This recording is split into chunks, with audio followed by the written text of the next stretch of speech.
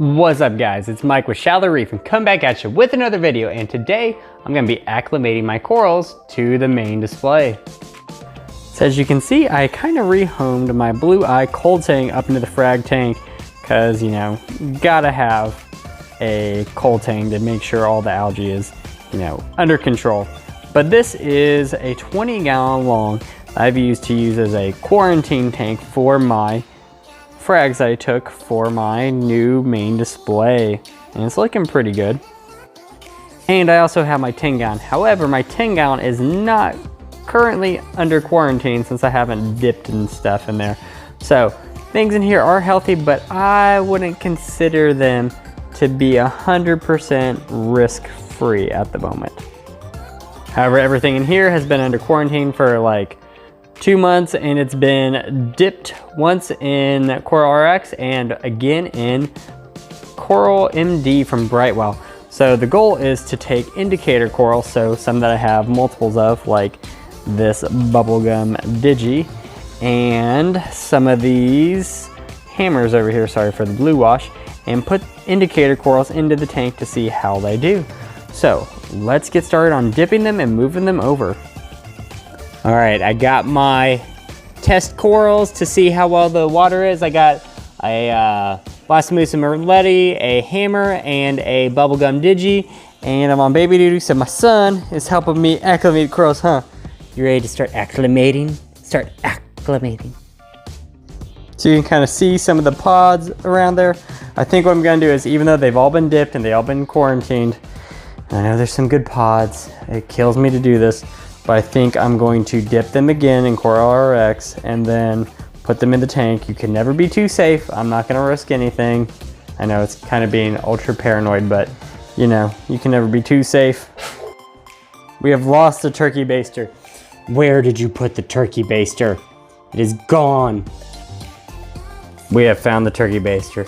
It's time to baste the corals. Son, let go. Thank you. All right, 15 minutes is up. Time to put them in the tank. You can kind of see I may have only killed copepods, and there's probably nothing in there, but I probably stopped from seeding my tank with nice copepods. But who knows? You can never tell what could be on in corals, even with quarantine, even with dipping.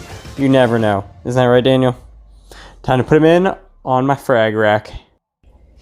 All right, so the corals are in. I have everything in that's kind of happy. Kind of, the hammer's really happy.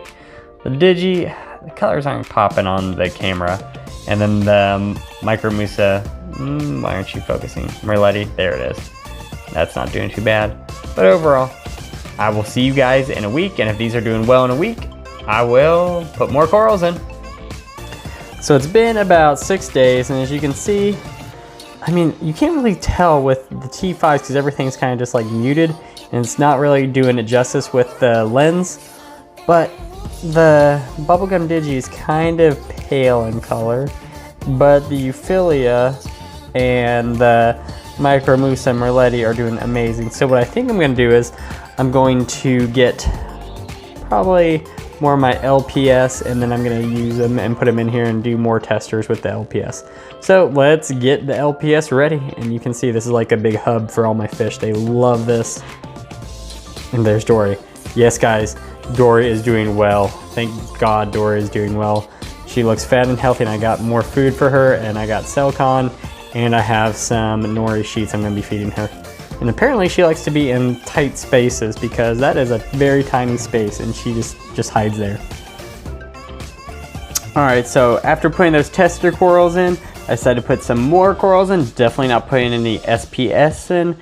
Put the dunk in, put the Micromusa merlettis in, or no, Blastomusa merlettis, and then an octospawn and another hammer, and all the Euphilia seem to be doing well except for the Duncan. It's kind of closed, but it's opening up now, and as you can kind of tell from the tank, I'm going through kind of like a dino bloom. But I think after having these in, I'm going to put some more LPS corals and softies in, and then I think I'm gonna have to wait on putting the SPS in because I just don't want to risk it. So time to acclimate more corals. This whole dipping process after they've already been quarantined is crazy. but I'm glad I did it because I did catch 2 vermatid snails on my some of my corals, like on the frag plugs. It was so annoying. But as you can see, mostly all I'm doing is killing a bunch of copepods. Oh yeah, and then I did have like 2 bristle worms that I found. But yeah, I'm just killing tons of copepods, and I could have seeded the tank with all these guys. Ugh. This is like the slowest process ever. I'm on week 2 of acclimating these corals, and I still haven't put hardly any of them anywhere. Let's keep on acclimating.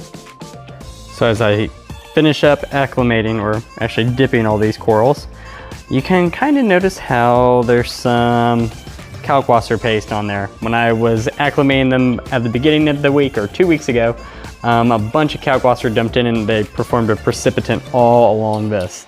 Now, once all this stuff is out, my plan is to take the fish, put them in a bucket, do a complete drain of the tank. Just drain it all, fill it up with fresh water, put a bunch of citric acid in it, and just let it clean itself and then run it out. Obviously, I'm gonna keep I'll have like some buckets here, pretend there's buckets. I'll have buckets there, and I'll put all the salt water in there. That way I can like not restart any cycle or anything. Plus, I got my little fish in here. I need to give him a little home for a bit. This is taking way too long. All right, so I finally finished acclimating all the corals. Most of them, I would say. I still have a couple upstairs, but I'm going to clean out that tank and hopefully start moving the stuff from the 10-gallon over to the 20-gallon quarantine tank. So as a whole, most of my corals fit on here. I know, surprising. That frag rag actually is coming in handy. And I don't know if you can tell, but some of the SPS don't look too hot. Yeah, you can see the Garf Bonsai is losing some skin on it. I don't know.